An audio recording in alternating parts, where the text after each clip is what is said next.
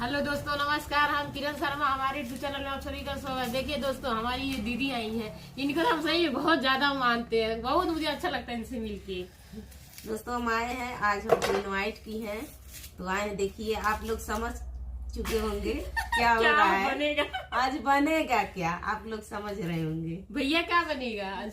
Mutton बनेगा। Mutton बनेगा और चावल बनेगा, रोटी बनेगा, सलाद बढ़िया से पूरा जाएगा। हाँ, खूब अच्छे से बनेगा। भूज भाज के फिर खाया जाएगा आराम से। तो आप लोग देखिएगा जरूर। आप लोग को भी बुलाएंगे खाने के लिए। पार्टी किया जाएगा जान के एक दिन। हाँ, अभी नहीं, कुछ अभी नहीं, जब हम लोग कमाने लगेंगे तब। अभी नहीं, अभी हम लोग सबको बुलाएंगे। अभी हम लोग निकम्मे है, क्या किया जाए।